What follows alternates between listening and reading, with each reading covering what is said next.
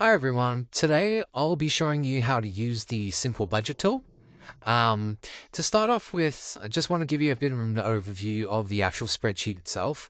First and foremost is up in the top left-hand corner here, you'll see that there are three drop-down menus, one for the year, month, and currency. This basically enables you to select the corresponding month and year in which you want to establish your budget or check back against. In this example here, I'm just going to put in today's month. And then once you've selected the year, you can then select the corresponding month and it will basically change. Further on, then you will basically select in the currency that you're currently operating in, whether it's Australian dollars, the British pound, or in this example, I'll be basically using the US dollars. So to start off with, what you'll notice today is that there are three main tabs. The first tab basically goes through the dashboard.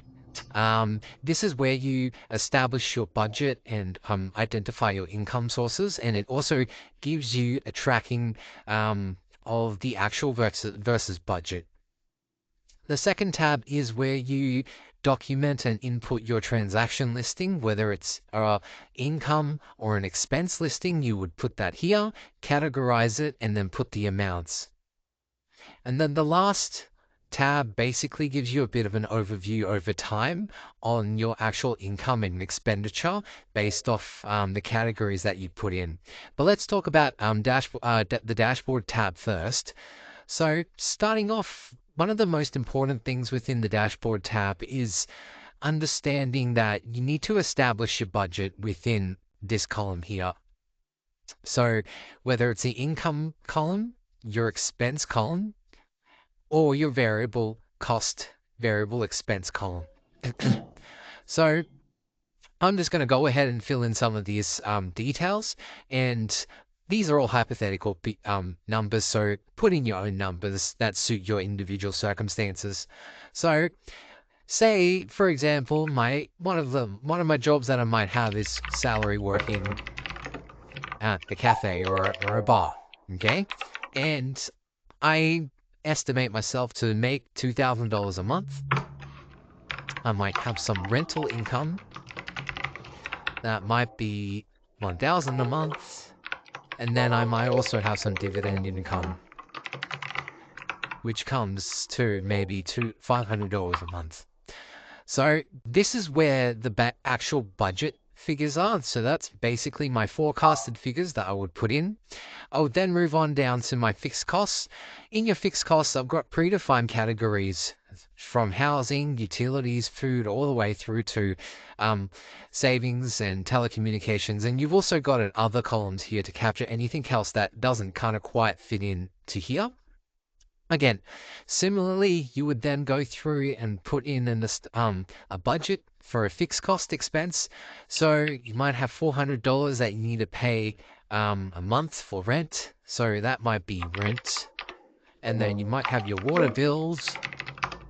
You might have groceries. You might have bus fares.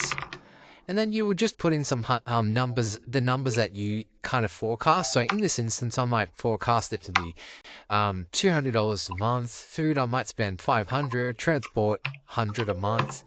Insurance, just say that's $200. Medical and healthcare, that might be $300. Recreational and entertainment, I'll give myself $500. Personal spending, give myself $500. Internet and mobile phone fees and internet, I'll give 50. Don't have anything, and maybe just a bit of buffer. I'll put in some $500 for Allah. So I would then note in here what these costs are. Miscellaneous, so that might be going out. Going out funds, that might be my health insurance. Insurance, that might be my car radio, or vice versa, depending on how you want to go. And then from a variable cost point of view, this might then be, eating out that you want it. Eating out. And that might be, just say, $500. And then I might give myself some more personal spending variable for the month. and that might be, just to purchase a new clothes. So we would basically capture this budget information. The actual column basically will draw from the actual transaction details that you put in. So there's actually nothing to put in this column here. But as you can see on the on the right hand side, as you had put in the budget, the corresponding graphs would actually update and establish your actual budget. This budget column, this will basically showcase when you put in your actuals, what your actual expenditure compared to your budget looks to be. So that's the first tab, dashboards tab. So moving on to then the transactional details tab.